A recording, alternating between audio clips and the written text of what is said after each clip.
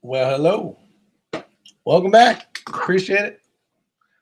It's Monday. Having a little fun today. 1:52. And I'm doing a little reloading here. Doing some 223. But I wanted to wish you guys a happy Monday, since Mondays usually are, and nobody likes going to work on a Monday. But we do it. Luckily today I'm off. I'm on vacation. So I'm at home, spending some time, but we are going on. Hey Keith, how are you, buddy?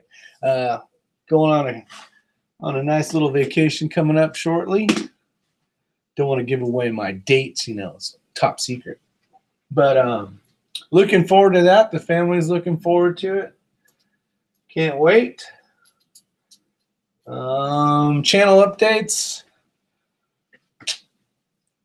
Not too much going on, actually. Got a garden that I've been working on. It's doing really well, and I'm excited to finally get some fruit of the labor. So that'll be coming up soon. Probably get a bunch of fruit when we leave and go on vacation. I keep saying fruit, but it's more vegetables. Looking forward to that. Hopefully when we come back, there'll be a ton of cucumbers and crooked neck squash and jalapenos and bell peppers and all that other kind of fun stuff. But how are you guys doing today? I see we got some people watching, so appreciate it. But I'm getting ready to do a little 69 grain Sierra Match King. Should be good. Need this to happen. I gotta do some catching up on my reloading. My supplies are dwindling fast, so it'll be nice to blast out some of this stuff.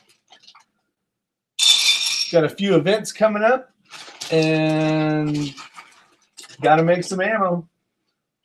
But we're not making ammo because YouTube, you're not allowed to make ammo, so we're just gonna be making. We'll be making freedom nuggets, if that makes any sense. But got these all case trimmed, shined up, cleaned, washed, dried. Now I sprayed them down, and I'm waiting for the alcohol to dry. It'll leave a nice film of lanolin on it. Not too much. See that? Look at that. There's a case crack right there. I don't know if you're going to be able to see it. Shitty camera. Well, anyways, right at the neck here is a crack. So it's definitely good to check out your stuff before you reload it. So this one will go in the box over there. Yep, there's a box over there. And but how's everybody doing tonight? Or today? Figure if I load up a couple hundred of these, I'll be good for a little while. These are just the good stuff, the accurate stuff. The 55 grain stuff, buy it sometimes. Sometimes I reload it, depending on if I got a bunch of supplies or not. But I figured, hey, Papa's Place, Stan Alch, how you guys doing today? How's your Monday? Is it good? My favorite case lube. Yeah, I put it in, it's not what it is. Where the heck did it go? Originally, I used this bottle, which is case lube from Dylan, but this is a blend that you see on a lot of people's YouTube channels. It's basically just, alcohol and lanolin. So you got your 91% alcohol and the bottle of lanolin that WTF SoCal gave me. This stuff should last a long, long time. You don't put very much in it. I'm running a mixture of 13-to-1. So 1 ounce of lanolin to 13 ounces of alcohol. Got a new range bag today. Nice. The box that goes to the metal recycler. Yeah, it actually just fell on the ground. But with that said, it's true. Like 22 brass, split brass, stuff that just doesn't cut the mustard anymore. Definitely recyclable. Good money in brass. I wish we could figure out a way to like melt it down and make something cool out of it. But oh, Stan Alt's got PPC tonight. I am looking forward to trying that out one day. I haven't had a chance to do it, but I want to run a 3-gun match, but run basically all pistol caliber stuff. So it'd be kind of cool with the shotgun, obviously. So I'm looking forward to that. I still got to build something though in order to do it. Well, Stan did his first IPSC competition, came in dead last, but I didn't DQ. Couldn't run from a nail in the foot a weekend earlier. Couldn't run from a nail in the foot. Oh, gotcha. Hey, you were there. That's the important part. I'm pretty sure you had fun. It doesn't matter if you come in last, because the first time you do anything, the most important thing should be safety, and that means not DQing, which is the most important thing. So safety first. You did that. You went there. Check number 2. You had fun. Check number 3. You probably met somebody cool there. Maybe a bunch of people. That's check 4. And you made it home alive from driving. Check 5. Awesome job, Stan. That is cool. Where do you think SoCal learned from? He learned it from Papa's place. That is true. I've heard him say that. You, sir, are correct. And that's what's great about the community. We keep passing down information that works well. I will say that, what do you guys do? So here's what I do. I wash these up, wet tumble, and then I will spray them down, and I will deprime them all. And I will run it through here. I'll just basically have just one station and just keep clicking them out. And I'm not doing that so the pockets get cleaner, because I'll tumble the brass. I'll tumble the brass with the primer in it. But I do it so that when I go to the next stage, which is I have these stages in these boxes here, I'll run it through a primer pocket cleaner. So I'll trim the brass to what it needs to be, and then when I flip it over, I just throw it in there. So, but then I have to spray it again. Now you guys tell me this, especially well, Papa's place, Les there. He's very knowledgeable in reloading, but I spray it again because I don't want to have issues with it jamming up. But are you guys seeing, like, does it mess up the powder, having it where, you know, there's too much spray on it per se? So like right now I just sprayed probably 50 or 100 or something.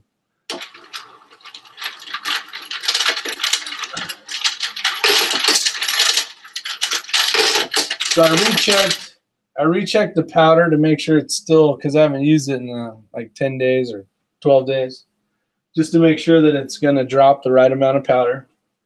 I still have primers in here from the last time, which I try not to never do, but I'm actually going to load those up, and hopefully it works. Where do you think, let's see, Papa's place, the lanolin will not mess up your powder chart? Okay. Thanks for the info. So I made sure that this is right again, and now we're going to start. But what do you guys think about old primer sitting in a pretty humid climate in North Carolina, but sitting in here for 10 days while I've been gone at work? Well, it's been about 14 or 15 days actually. So what do you think, Les? Are we good to go?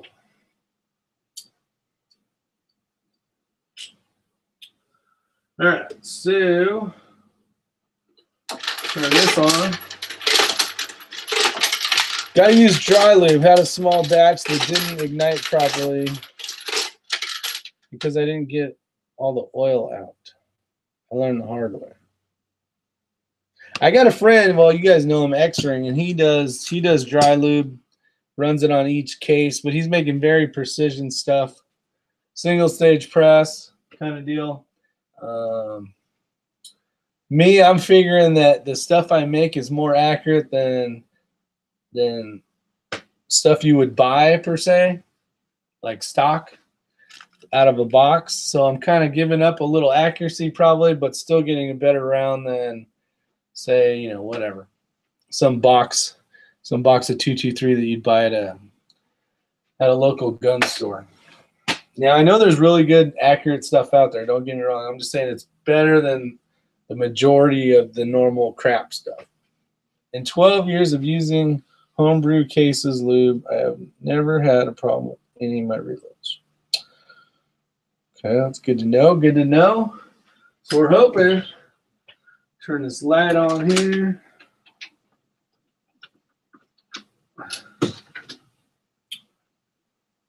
And the switch. All right, got that full. Let's go.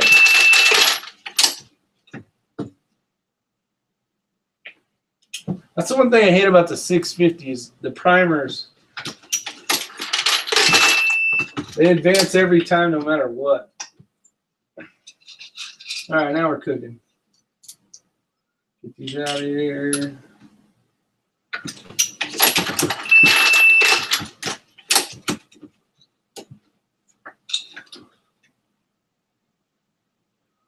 Confirm we're good. And start the madness.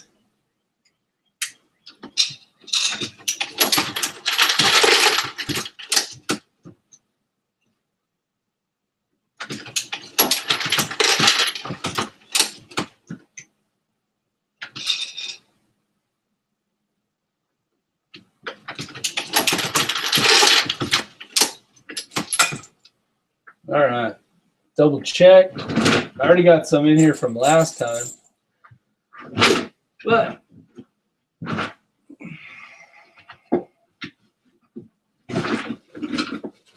hate when you put something in the drawer and it's too damn tall. Then it won't open again. Do a little case check here.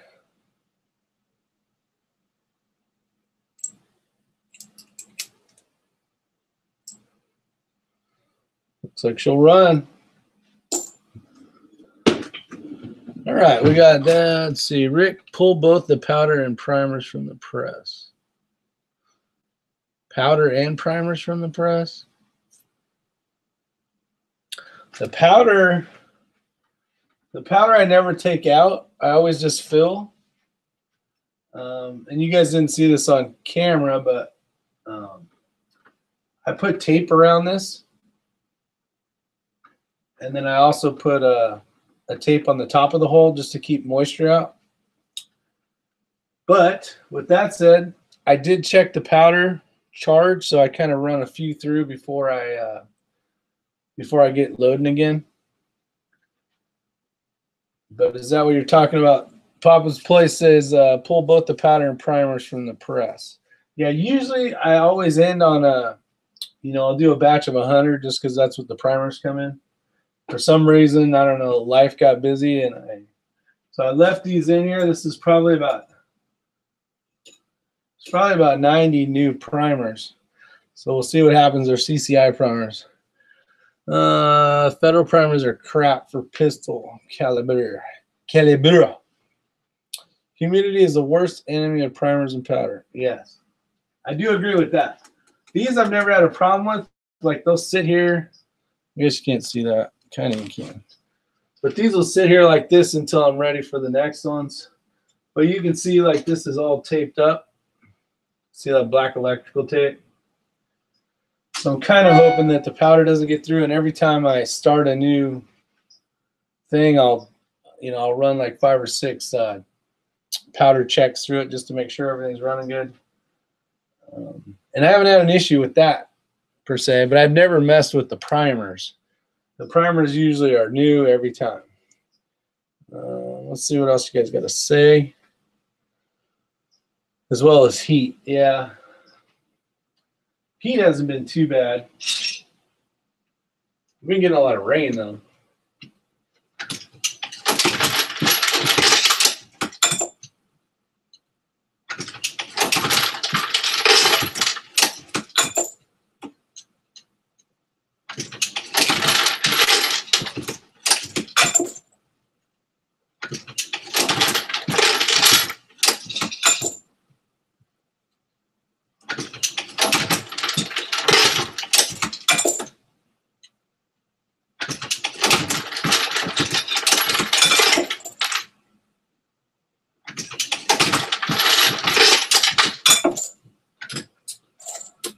Give it another check.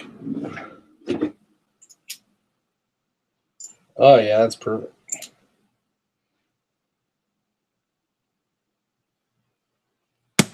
And it falls right out. So we should be good. The since I got the bullet puller, the RCBS one, I had a huge bottle of messed up 223, 49, and I pulled all those. Man, that thing was just pretty badass. It worked great.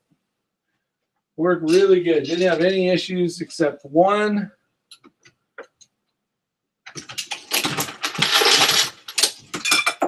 I was messing with the collet on one of them, and I tightened it down too tight, and it kind of like permanently squeezed it. What powder do you use for 223?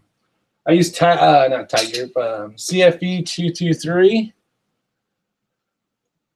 This stuff right here.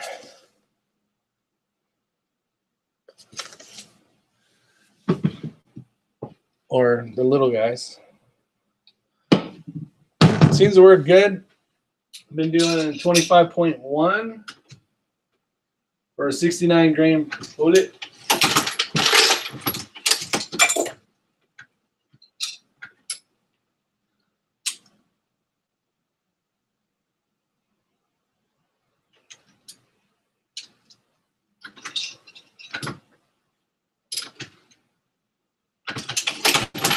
That one.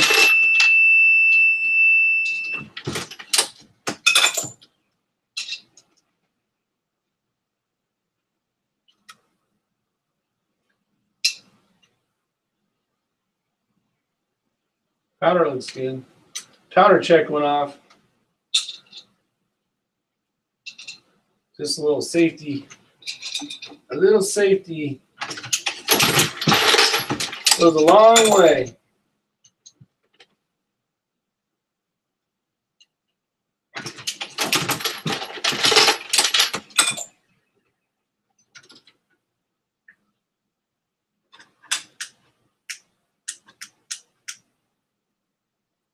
Oh, I was wondering why my light was off. It's like, what the hell?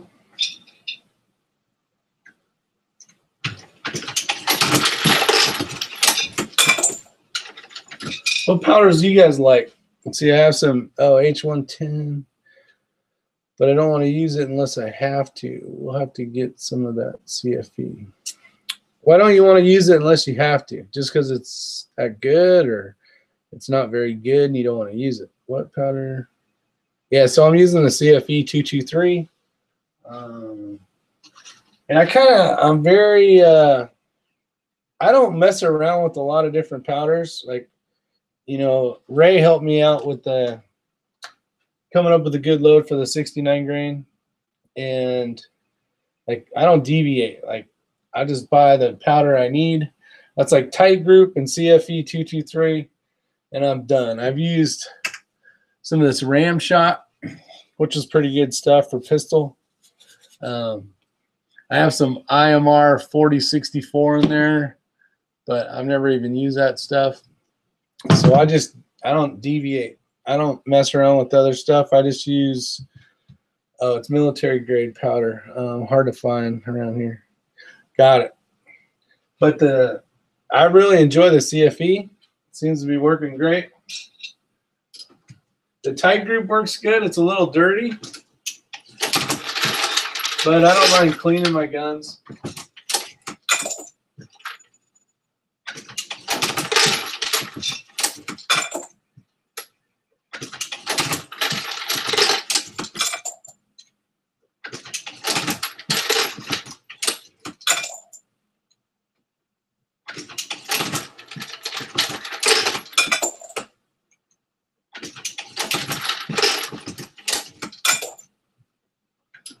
I don't have a ton of different recipes, but that one seems to work good, so I just keep using it over and over. BLC2 746 Vargate tag benchmark. Yeah, see, Papa's Place.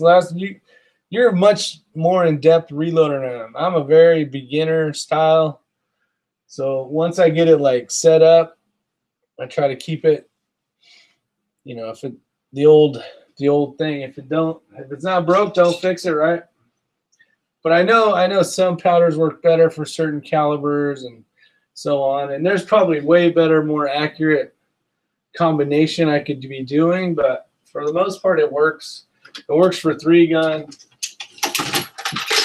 up to like 450 yards, and I don't really need any farther than that.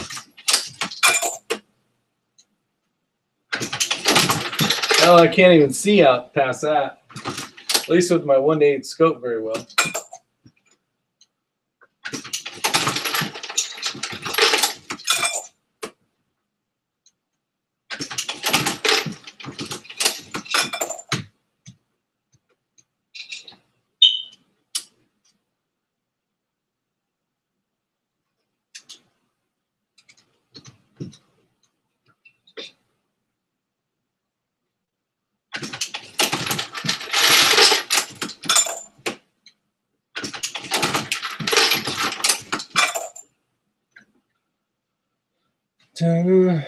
Gillen 426, welcome. How are you?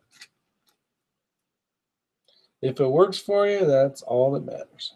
Yeah, I mean, I'll mess with other stuff, but right now I got like 7 pounds of powder for it, so I don't need to change it. What is these, 5s or 4s? This is 8. Here's 8 right here. So I got 8, maybe 9, 10 pounds of the shit. So that'll last me for a while. And then if something cooler and newer comes out that's more accurate, then I'll give it a shot.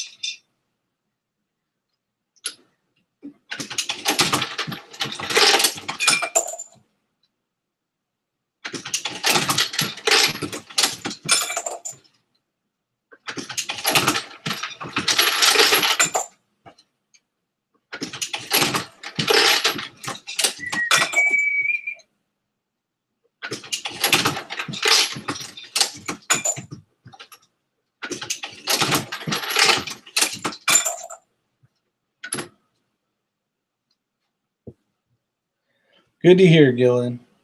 The what do you guys think for the 223? What's your farthest shot that you're willing to make with a 223?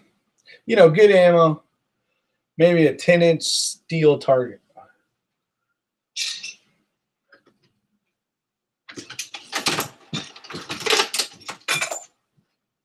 Like if you had to make the shot and it had to be right, with no misses available. This was a life or death. 10-inch target. How far away would you know you're going to hit it and be confirmed? But how far can you go?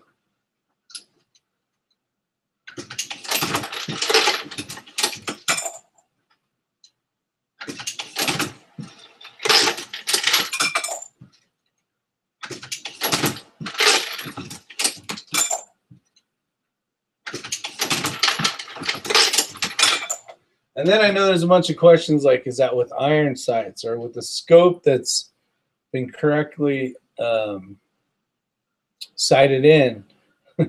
You know, there's a ton of different things. But like, if you had to, life or death, let's say iron sights and with a scope, what's the difference? Like, you know, at 200 yards, maybe you could hit that 10-inch target, and then X amount with the scope. Or I use 233 with the iron sight. See, there you go, 300 meters. Hey, Scotty's in the house.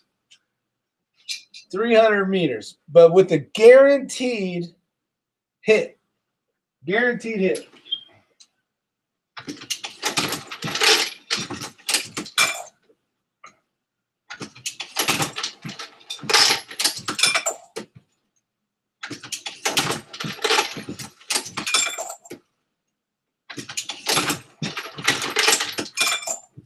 Environmental factors of Harry's holsters here.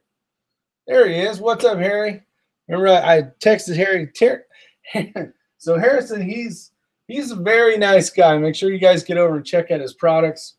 Awesome stuff.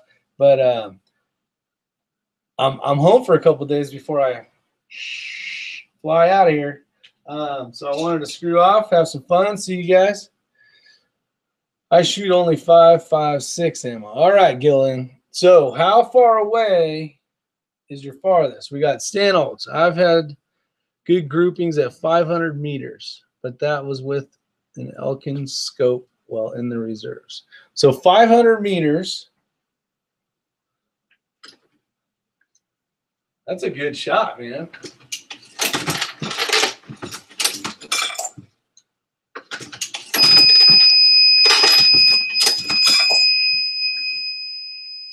All right, we'll get into some new primers here. 500 meters is a damn good shot. See, like, if I had to shoot, no environmental factors, and then we never really said how you were shooting, you know, if you're on a bench, if you're prone, whatever, that would be, I don't think I could say, I know for sure I couldn't say that I could positively hit something at 500 yards. So that's pretty damn awesome. I'd be scared if I had to make that shot. Say it was your loved one right next to it, and there's the bad guy, you know, and all you got was 10 inches. I don't know. I don't think I could take the shot. I'm not that good. That's why I practice. I've been practicing. I still suck, especially at a rifle. I don't have the hours behind a rifle that a lot of people may or may not have. That is how I qualified expert with the M16 and hit 99 out of 100. Hell yeah, Scotty. Nice. Where do you think the 99 out of the 100 was? X-Ring can still hit 500 yards with his forte. Oh, yeah. Yeah, he probably could. It'd probably take him a few rounds to hit 500 yards. We still want to go out back to Clinton House. And we'll go to the long. We want to go to the rifle 1,000-yard range and try to hit just with pistol how far we can keep going out. I think that'd be a fun video. I'm not going to bet him anything though, because that would just be ludicrous.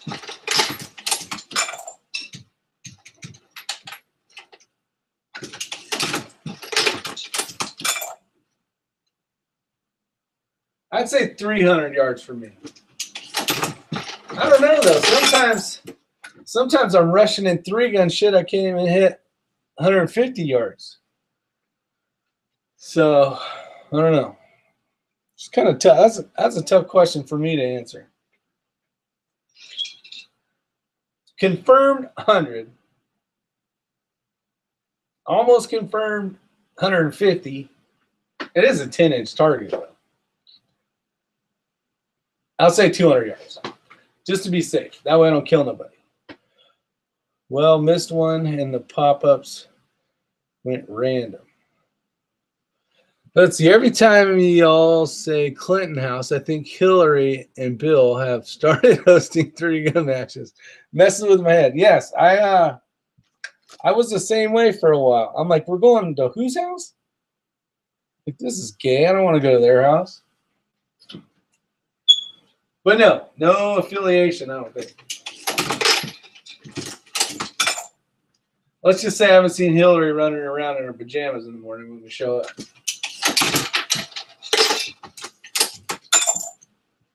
And Bill's probably in his office with some other girl anyway, so we wouldn't be able to see him. Did I just say that? I didn't just say that. I thought it, right? I didn't say that.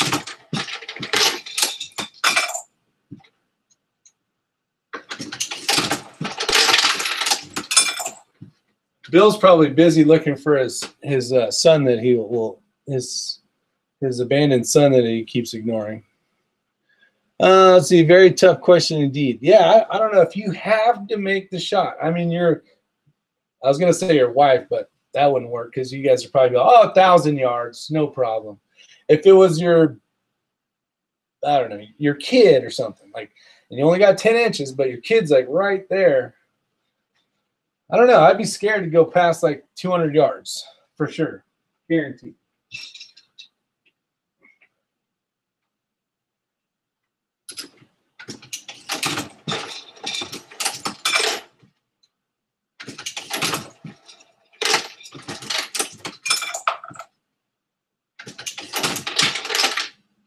So how about iron sight? See, even with iron sight, I'd probably go to 100 yards for sure. I wouldn't go anything past 100 yards. And it'd have to be a gun that I've definitely shot before, so I know the sight well. Yeah, there's my answer. All right. So we out of primers. Hillary, don't run. Now, if it was Hillary, how far would you? No, that'll get me banned for sure. I don't want to get a strike on my channel here. All the cool kids are doing it though. Thinking I should.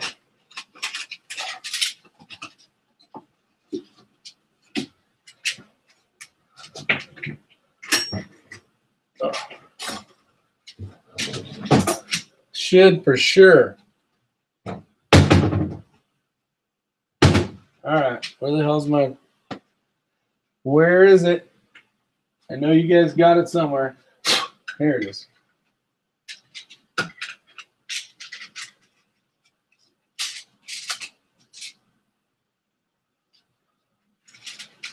All right, who uses CCI? Federal or CCI for you guys? Or do you guys use both? Do you have like one recipe that works better with a certain primer? See, I'm not into it enough to care. Like, I buy CCI by the case basically, and I buy the small pistol and the small rifle.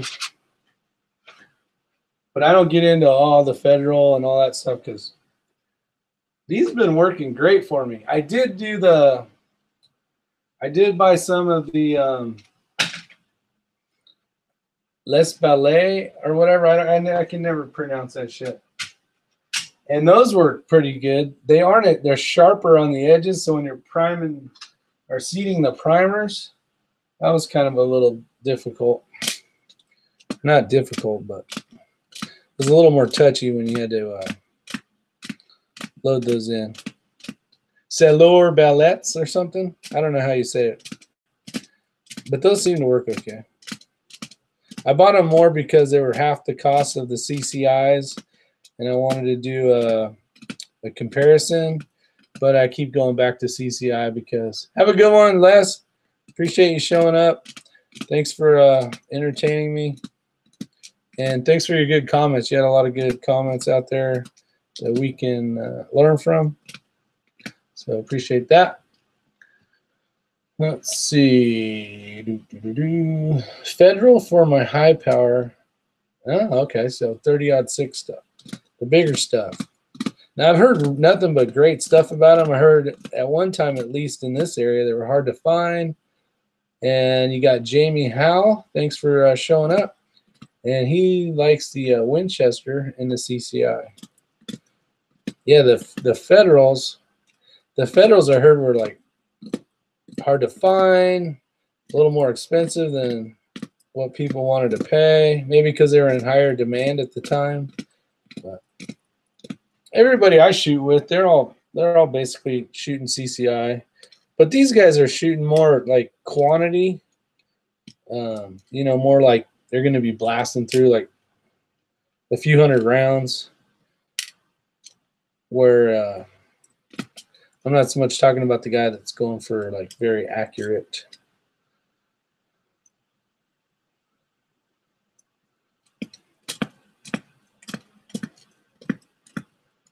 Using Federal for pistol.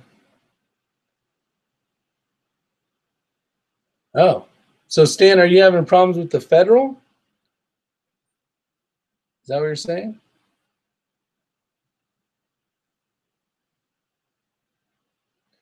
That's not good. Yeah, I've been fairly lucky. I've had some where I wanted to classify them as a light primer strike, so I have thrown them back in, and you know, and sometimes on the second time they'll ignite and the bullet will shoot out. But the every once in a while there's a few, but I mean that's hundreds and hundreds of rounds later, you know.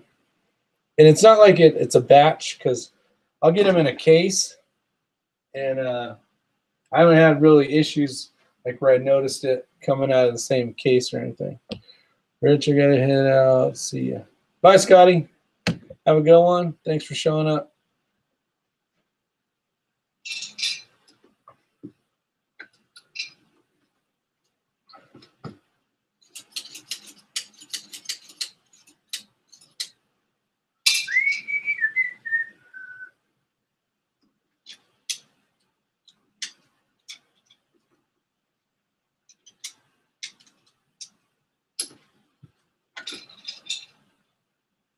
All right, now we're back in action.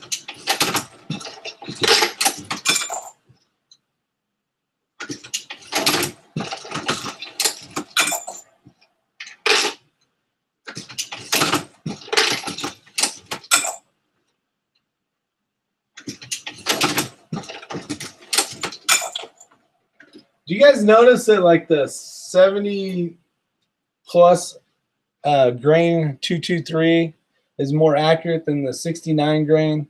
Like, is there a magic number after? So you got 55 way over here, kind of a, you know, like a plinking round. And as you get farther distances and you want to shoot more accurately farther, do you guys have your recipe, like where you like to be with a 223, like 69 up to 70 something? Like, is there one that magically works for you guys?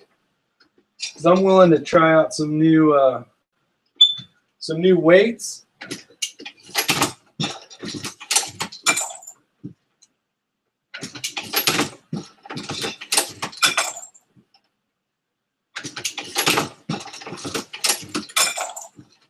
And does anybody shoot? Does anybody shoot a 50 grain? I was at a gun store. Let me make sure I'm right on this. Yeah, 50 grain. Does anybody shoot these? 50 grain. You know, a good little varmint round. I don't know how fast they go. I've never even loaded these up. But I bought a bunch of these just because they were on a good sale, like really good sale. I figured I could use these for shit hits the fan or something. So I got a bunch. But oh, we got 77 grain hollow points are great. 77 grain, huh? That's good information. Yeah, I wanted to try out some stuff. I know, like X-Ring, that guy can shoot far with a 223. And not just shoot far. We can all shoot far. We just can't hit shit.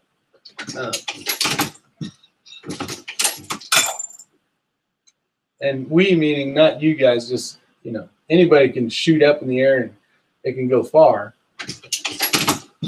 But accurately, it's amazing to watch.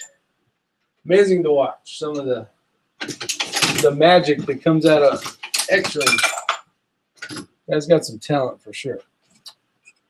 So 77 grain. I'll try this. Started using 147 grain over a 124 in my 9mm. I see a lot of people doing that, Stan. I know. I think he's using 145 though. You got Balding Curious. I think he uses a 145 round nose Acme bullet. You got Pop's Quest. He had basically bought a zillion. I don't know how many it is. I'm just coming up with numbers of the 115 back in the day, and he's converted over now to running a heavier bullet. Now I know he's shooting 40 as well. 180 grain. It's a 40 cal, so it's flat nose bullet. But it seems like a lot of people are going to the heavier stuff, which makes sense. I mean, especially if you gotta, depending on what you're doing, I guess. But they're saying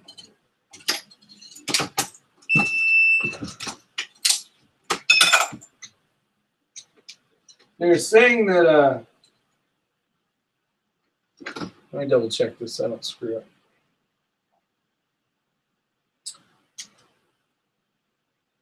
They're saying that it recoils less. You figure you got less powder in there. You got a heavier bullet shooting out. So depending on how far away it is, you could have more inertia.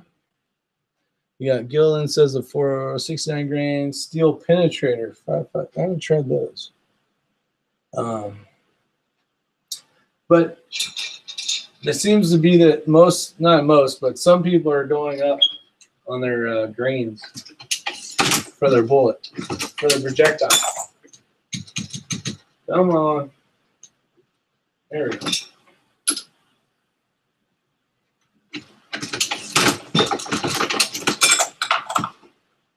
Uh-oh, we out. Time to lube up some more cases.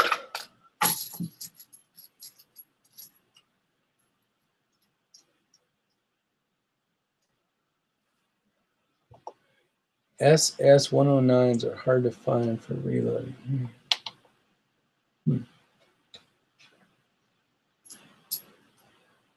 109s.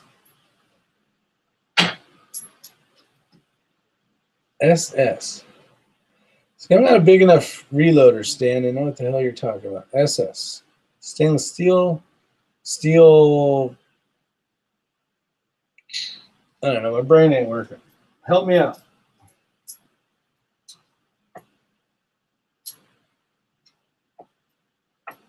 Help me out, please. Oh, it's a steel core pin. Okay, gotcha. See, and that stuff I'm probably never going to buy because all the targets I shoot at are either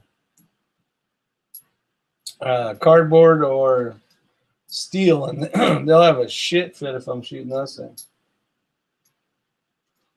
They won't be very happy. And I'll get a bill at the end of the day. 10 grand. Like, what? Yeah, you shot every target we own, and now there's a hole in it. That would suck.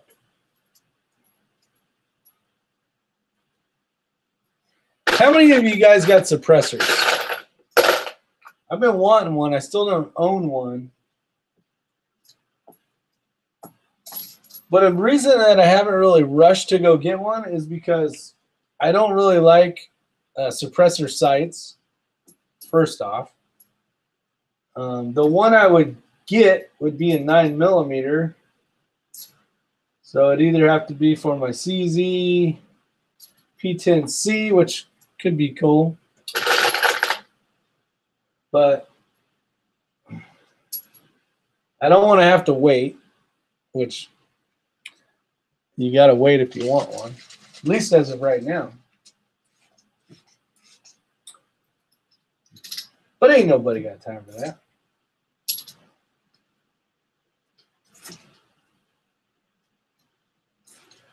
But the one I would get if I could only have one would be, I'm not going to name a name. You guys probably already know what name I would say, but they haven't made it yet. And they also make knives. But I want one for a 22.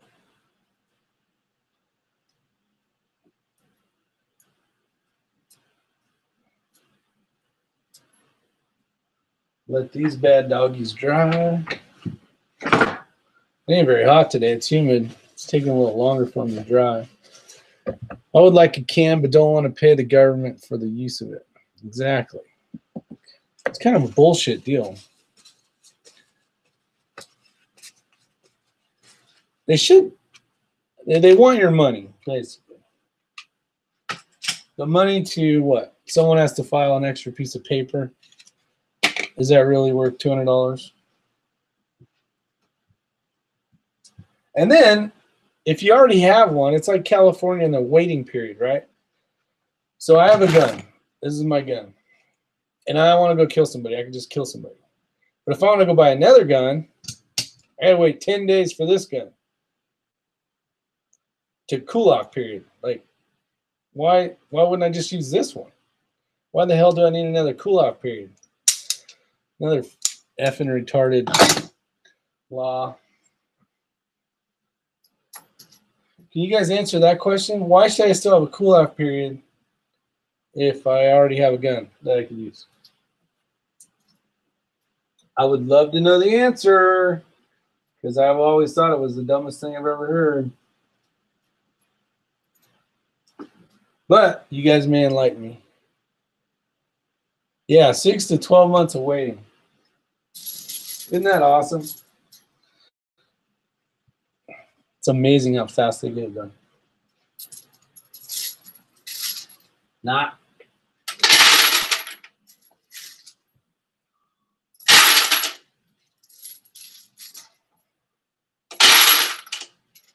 What happened to the Hearing Protection Act that we're all waiting for so we don't have to pay the tax stamp?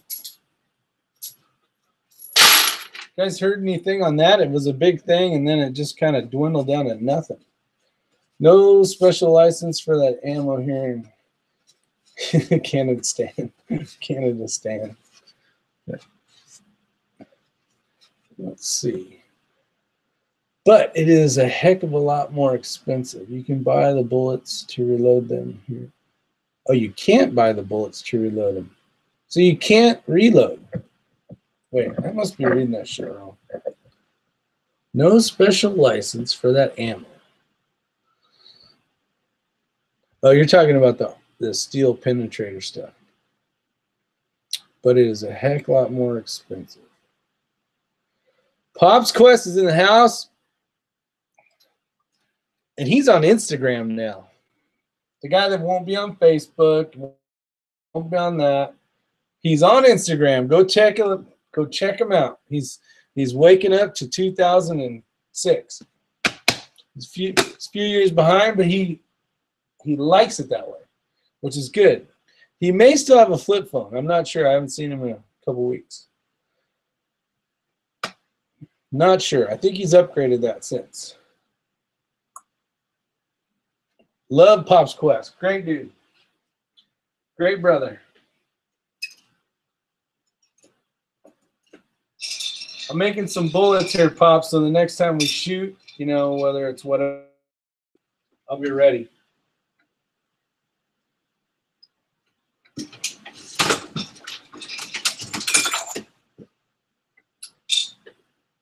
I guess I got to turn that on.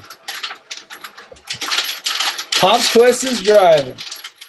He's probably getting ready to go raid a Walmart somewhere nearby.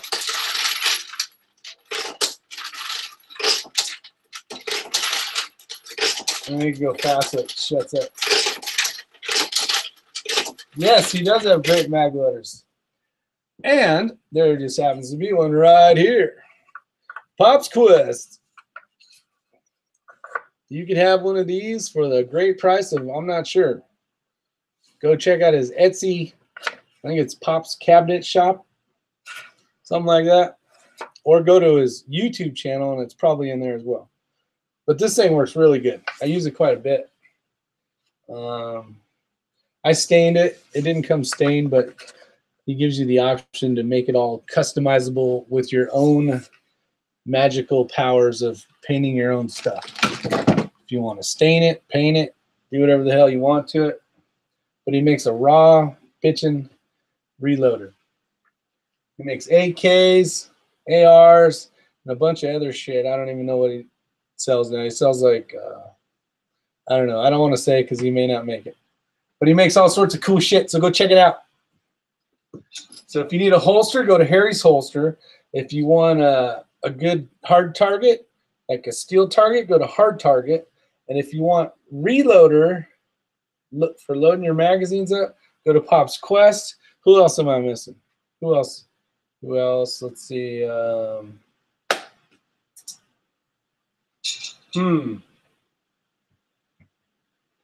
If you want to get bullets, go to Acme Bullets, IY6C, 5% discount.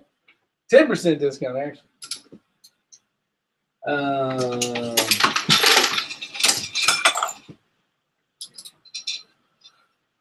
Who else makes shit out there? I won one in TR Preppers chat. See?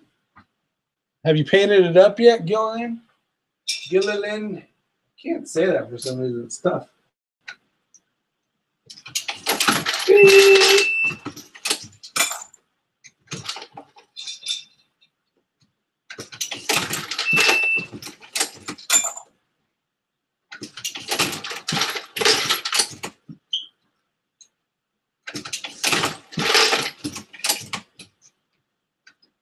Oh, and if you guys want to see a video, well, everybody's got videos, most of us. But Pops Quest did his world-renowned longest video he's ever made. Check it out. It's a Sandhill 3-gun match. It's the whole thing, but it's very entertaining. It's got some good stuff on there. Headed to a job, need to get back on the phone. Just wanted to stop by. Have a good one, Pops. Appreciate it.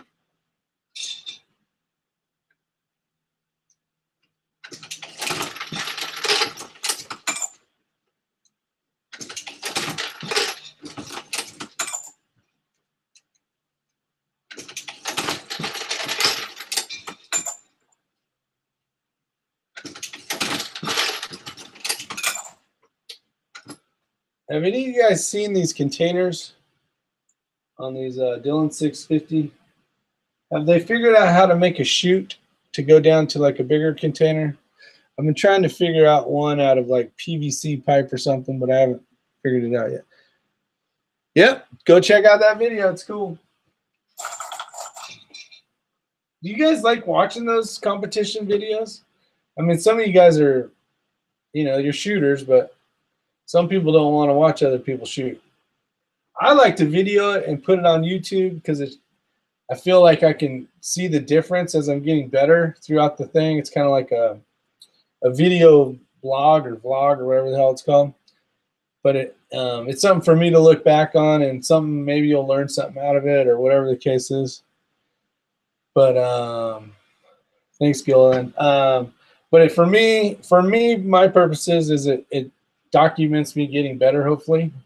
And then, but on your guys' end, do you guys like watching videos like that? Or would you rather just sit here and, you know, hang out?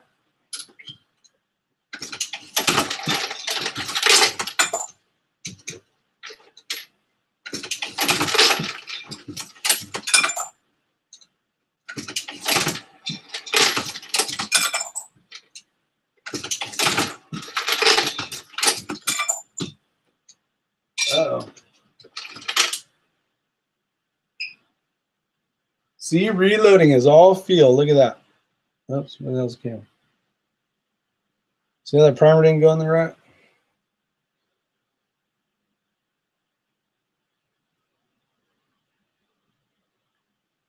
So you got Gillen. He says he's into the shooting. He just likes to shoot.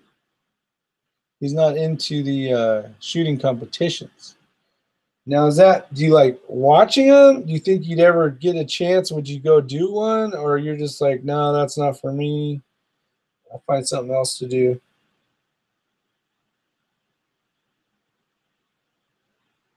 All right, so that's being a stubborn. So that's going gone. It's going bye-bye.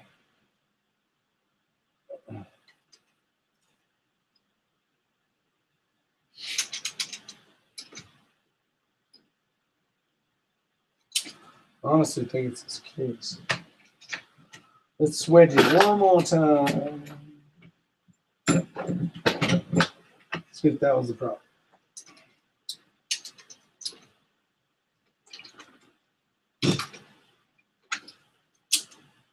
There we go. We're golden.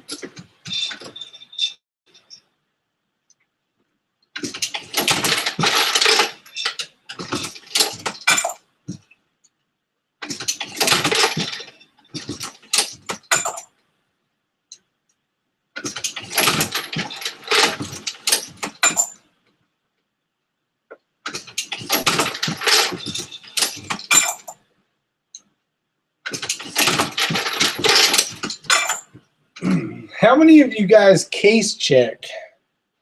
It's not for you. Got it. Okay. Hey, the new Texkin's here. How's it going, buddy? Great supporter of the channel. Always out commenting. Appreciate that all the time. Good comments for sure. Got Jared Pierce out there. I rarely use the priming mechanism on my progressive.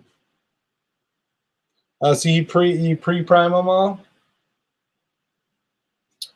Yeah, some of those systems work pretty good and pretty fast, but I'd rather just dump empty stuff in and go. But I'm no expert either. I just try to make sure they go boom and shoot something out the end and not my barrel.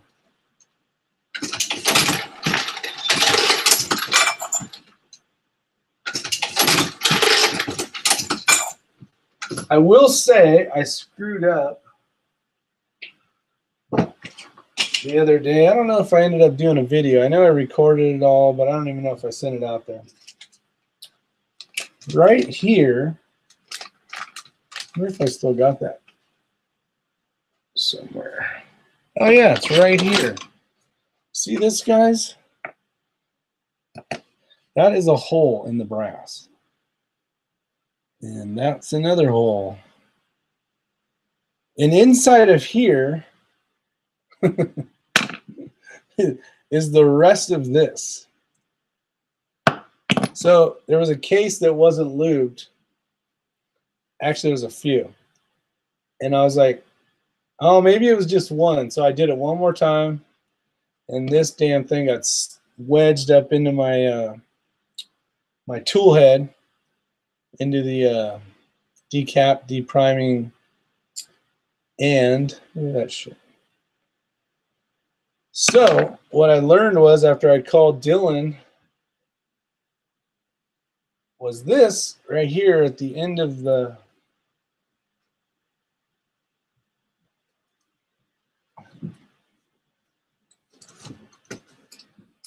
on the 223, it basically sits in there like that. And then if you do get a case that's wedged in there, you pull the pin off, and then you keep tightening it down, and it'll push out the stuck case. Well, I did not know that. So I, in turn, unscrewed this thing up and then proceeded to use a leverage tool to try to pop it out, which in turn, the priming pin and the neck, why can't I think of it? The neck ball sizer deal stayed in there, and the case was still jammed way in there. So I decided I got an idea. So after this broke off, this popped out, I said, I got an idea. I will stick a long pointed tool down the case, and I actually took it out and put it in a single stage press right here, this guy here, and proceed to beat the shit out of this thing to try to get it to come out. Well, the only thing that happened was the end of the screwdriver came off.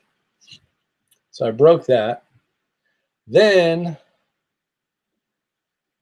you can see I tried multiple times to try to get around the base of it. You can see it's all jacked.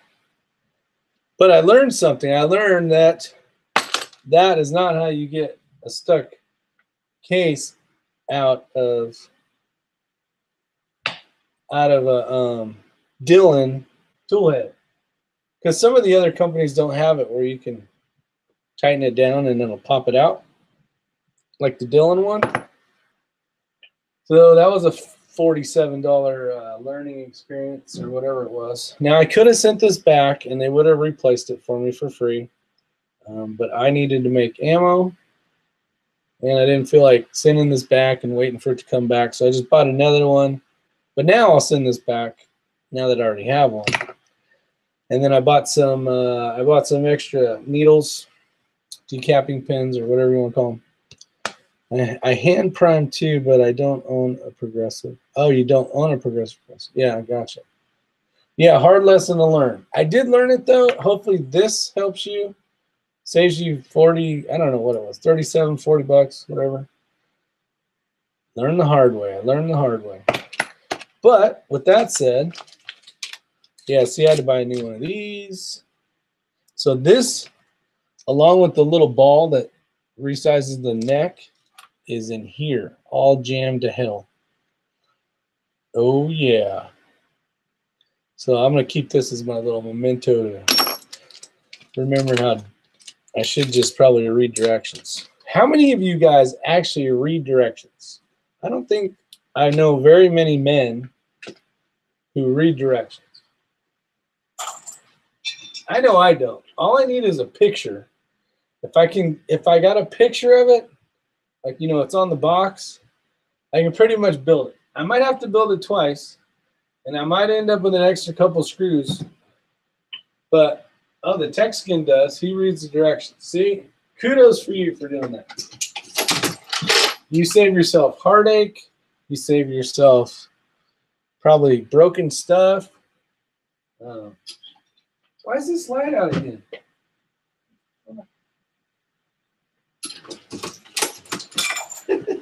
It's not out. I'm going crazy.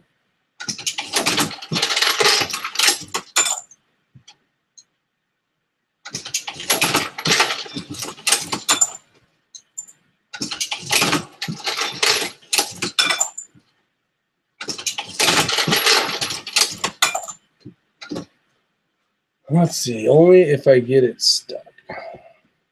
Only after I try. Yeah, exactly. It's like, this damn thing, it's not working. I guess I'll find the directions. So we got one guy out of 10. One guy out of 10 so far. Only if I get stuck. That might do it. Oh, hacksaw the end of the case off, maybe. Yeah, you know, honestly, I don't. With this one, it's pretty much all the way up to here in the tool head. So you could cut that off, but I don't know if that's gonna help. Oh, you mean to get the shit out of it? Yeah, that stuff's toast anyways. This is just basically a story piece now, unfortunately, and an educational. A bit of educational for me.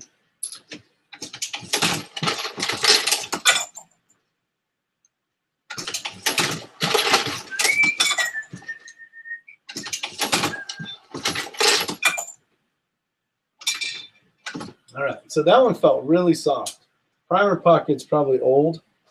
It's been used a lot. Still looks good though. It's all feel. It's all feel.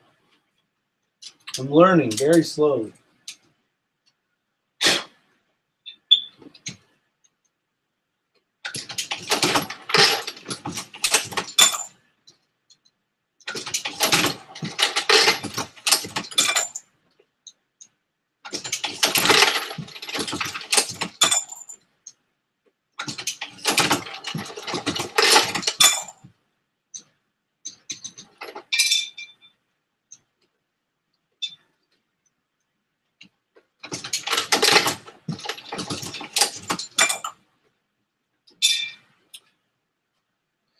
It's a great reminder to hang on the wall by the root. Yeah, exactly. I need to build a little like stand for it. Maybe like put it in a wood thing like that. And then put Champion Dumbass on it. And then right below it put read the directions. I would have known that if I would have read the Dylan directions. I'm sure it's in there somewhere. Just finished a run of 300 blackout supersonics. Nice. Are you running that with a suppressor? Nosler 110. Armageddon. Nice. 2,300 feet per second. That's a nice zipper right there. Bang. Supersonic. Got it. Never mind about the suppressor question.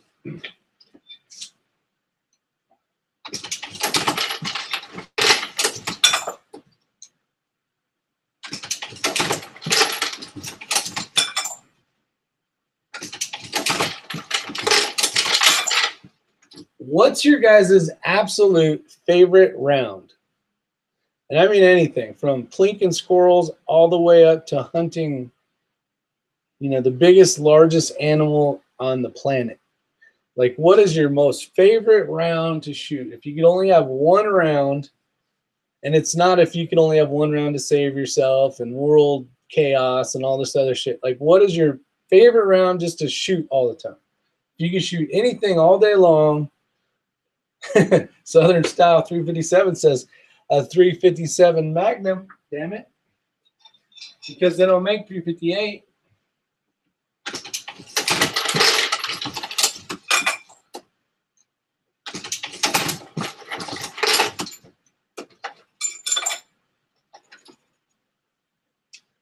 $6.5 grand.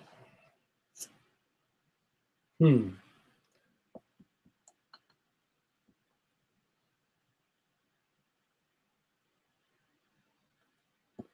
.44 Magnum.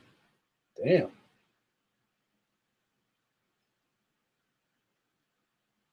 All day long, 5.56. Gotta run, have a good one. Thanks for showing up. Texican, have a great day. Yeah, I don't know. I would say probably 40. Just because I would sit there and shoot and practice my pistol. 90 grain bullets at 3,000 feet per second. Yeah, that's a smoking round. I like that. I like that a lot. And I like this little bucket right here full of 69 grain bow-tailed hollow points. Look how pretty those are. They're still a little round, though. Little varmint. Little varmints. You guys got any question? Oh, 7.62. Oh, yeah. SKSU goes out there saying the by 39, baby. The 39. Yeah, I don't know. 22 is fun. It's just not a reliable enough round, the 22 long rifle. But sure is fun to shoot. Fun plinking. Good time. But if it was just a hair more reliable and not dirty, man, your gun gets jacked up fast with that 22.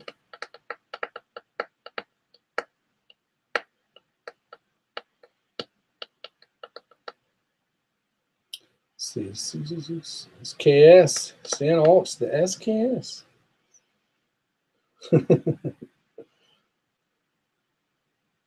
All right, so we got some guys shooting pistols as their favorite. We got some guys shooting rifles as their favorite. 22 long rifle is like a pellet gun when you're used to larger calibers. Very true. Very true. No kick.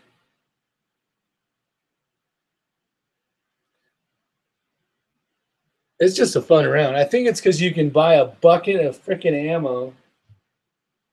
Like here's a good example, right? Yeah. This is a, how much is in here? This one has, what the hell is it at?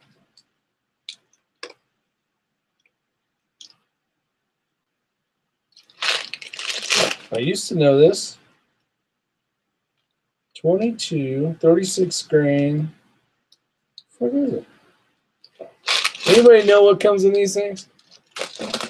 Pistol round 9mm is my favorite. Yeah, it's a 9mm is fun. It's pretty cheap. It does not say.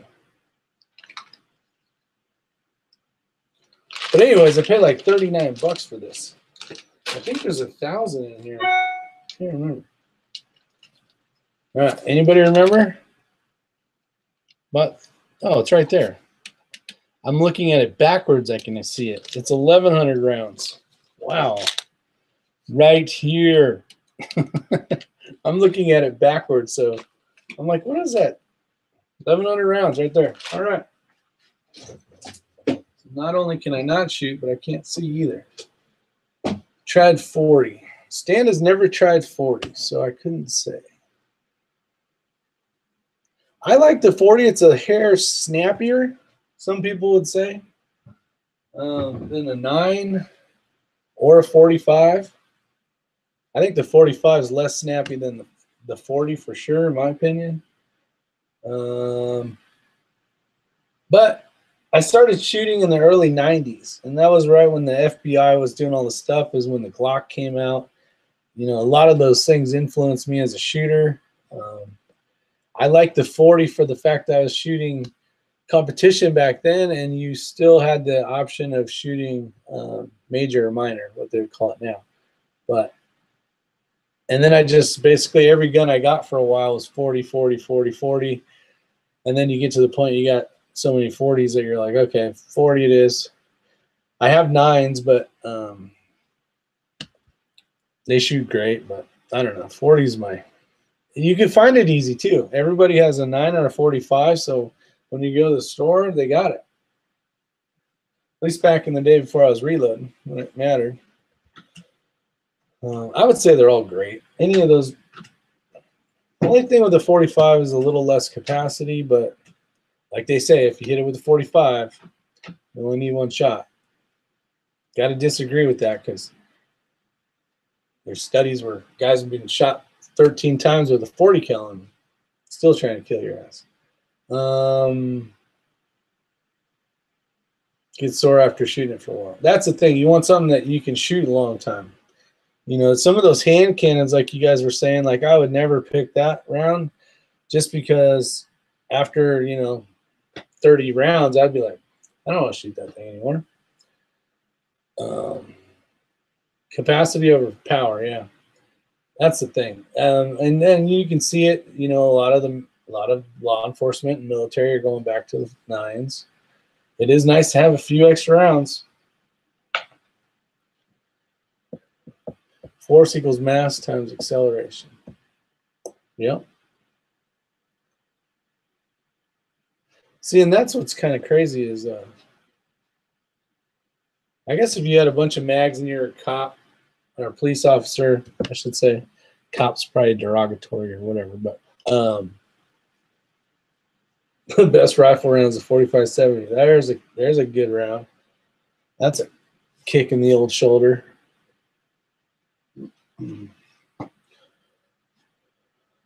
Best rifle round, 45-70. Yeah, I wouldn't want to pay for those bullets. I guess if you're reloading, it'd be okay.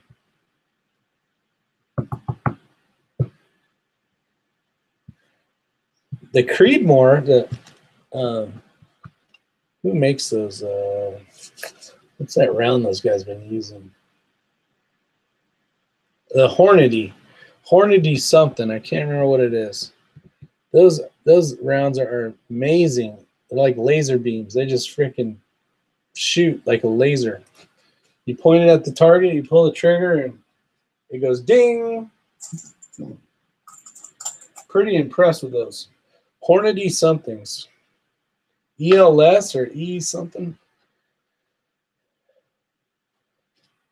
ELD match. That's the ones. Yes. Those things are freaking badass. They're hard to find right now, I guess. I think because Ray bought them all. But the ones that I've had a chance to shoot, and they're very high dollar ones, like very, very high dollar ones with top-notch scopes and all the gizmo gadgets you'd ever want on it. Very impressive. I'm like, holy shit. This can make a horrible shooter look like he almost knows what he's doing. Like, very impressed. I know you guys know WTF SoCal. He went out and kind of set up a rifle like X-Ring did, and we actually, I don't know if you've seen the video, we met him down in California and shot at a local range in Paula, San Diego, and they had a cool long range setup, and I think the longest was 800 and something yards or whatever. But they had these tiny little gophers, and they're probably as big as one of these crescent wrenches, but just kind of, you know, like full silk, you know, like, and out to like, I think they're at 500 and 700 or 600 or something. And those guys were just knocking those things over, just like no problem, you know. And there was probably like 10 mile an hour wind coming from west to east, which was left to right at that range.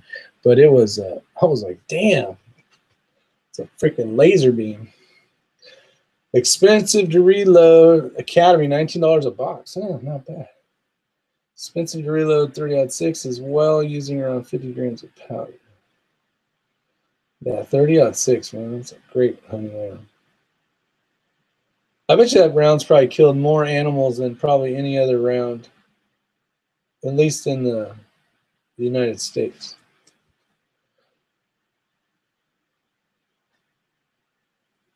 Let's see, we got Jamie House saying, I know, Stan, but there are so many different bullet weights for 30-06, it's hard not to pick. Yeah, it's true. There's a shit ton. Makes sense. That's what's kind of cool about that round, though. You can go higher, you know, you can go lighter to bigger depending on what you're going to hunt. There's a lot of options, I think, just because it's been around for so many years. I mean, that round, shit, that round has been around a long time.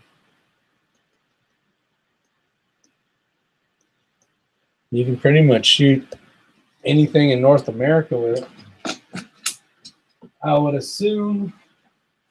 Of course, then you'll hear the guy that shoots deer with a 22, so you can shoot anything with anything pretty much. Accuracy is very important, but I think a humane shot is most agreeable. Most of you guys will agree with that. Using the right caliber to shoot the right animal is very important.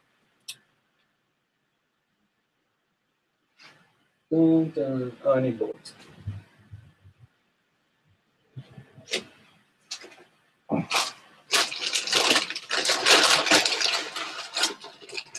Here you go. These are the ones I'm using right now.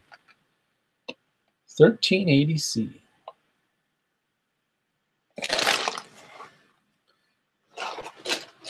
Things seem to work great.